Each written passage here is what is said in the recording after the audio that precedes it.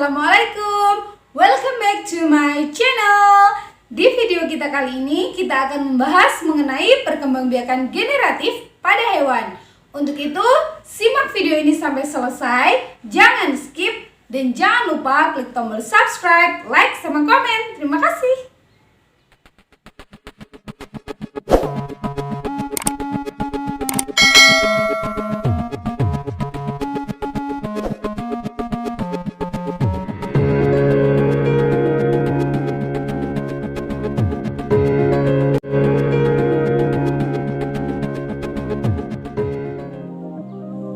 Kemarin kita sudah membahas tentang perkembangbiakan pada tumbuhan, yaitu perkembangbiakan vegetatif dan perkembangbiakan secara generatif.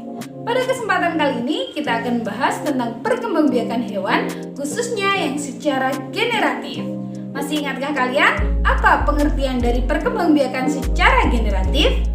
Perkembangbiakan secara generatif berarti melibatkan sel kelamin jantan dan juga sel kelamin betina. Saat kita mempelajari perkembangbiakan pada tumbuhan, kita mengenal bahwa sel kelamin jantan dan betina pada tumbuhan bisa terjadi pada satu pohon, yaitu berupa benang sari dan putik.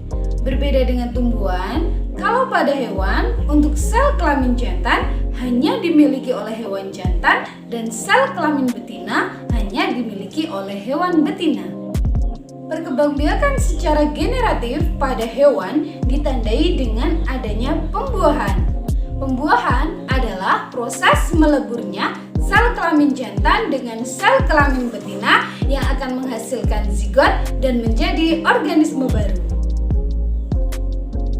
Pembuahan pada hewan dibedakan menjadi dua, yaitu pembuahan secara internal dan pembuahan secara eksternal.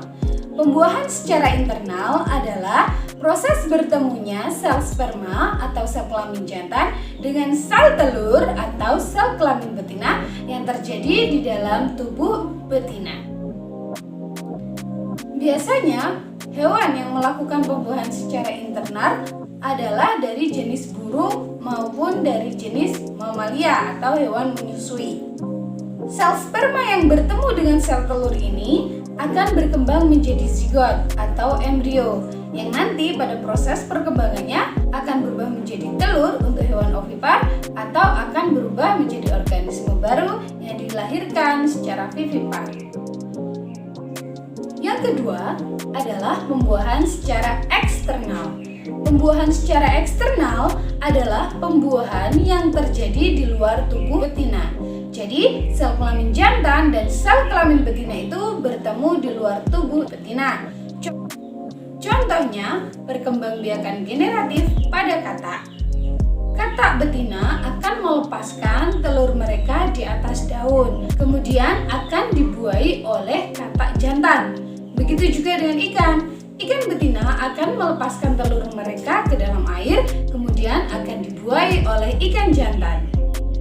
Nah, kalian sudah memahami tentang pembuahan. Sekarang kita masuk ke perkembangbiakan secara generatif pada hewan. Pada hewan, perkembangbiakan secara generatif dibagi menjadi tiga, yaitu secara ovipar atau bertelur, vivipar atau beranak, dan ovovivipar yaitu bertelur melahirkan. Mari kita bahas satu persatu. Perkembangbiakan yang pertama adalah dengan cara bertelur atau ovipar. Bertelur atau ovipar ini biasanya dialami oleh burung dan beberapa jenis reptil. Hasil pembuahan dari sel kelamin jantan dan sel kelamin betina akan berubah menjadi embrio yang berkembang di dalam cangkang dan sekaligus mendapatkan makanan dari dalam telur tersebut. Hingga pada masanya, individu akan mengeluarkan telur tersebut dan mengeraminya sampai pada periode tertentu. Jika pada masanya tiba, maka telur-telur itu akan menetas dan menjadi individu baru. Yang kedua adalah dengan cara melahirkan atau vivipar. Biasanya, hewan yang mengalami perkembangbiakan dengan cara melahirkan adalah hewan-hewan mamalia. Setelah terjadi proses pembuahan, maka hewan betina akan mengalami mengalami proses kehamilan atau mengandung. Saat masa ini, embrio atau calon anak akan mendapatkan makanan dari tubuh induknya.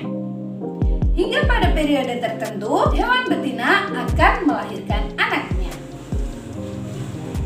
Contoh hewan yang mengalami perkembangbiakan dengan cara melahirkan adalah kucing, kambing, anjing, sapi, kerbau, dan masih banyak lagi. Yang ketiga adalah perkembangbiakan dengan cara bertelur melahirkan atau kita kenal dengan istilah ovovivipar. Ciri utama dari perkembangbiakan secara ovovivipar ini adalah embrionya berkembang di dalam telur dan telur itu akan tetap berada di tubuh induknya. Sampai cukup umur, maka telur itu akan menetas di dalam tubuh induknya dan keluar dari tubuh induknya dalam bentuk individu baru. Sehingga hewan yang mengalami perkembangbiakan secara ovovivipar ini terlihat seperti hewan yang melahirkan. Namun ternyata embrio selama masa kehamilan berada di dalam telur dan mendapatkan makanan dari dalam telur tersebut. Hewan yang mengalami perkembangbiakan dengan cara ovovivipar ini contohnya adalah hiu, buaya, ikan pari, dan beberapa jenis ular. Nah, demikianlah tadi pembahasan mengenai perkembangbiakan hewan secara generatif. Semoga kalian paham dengan penjelasan ini, dan jika masih ada pertanyaan, boleh dituliskan di kolom komen. Akhir kata, semoga video ini bermanfaat dan sampai jumpa di video selanjutnya.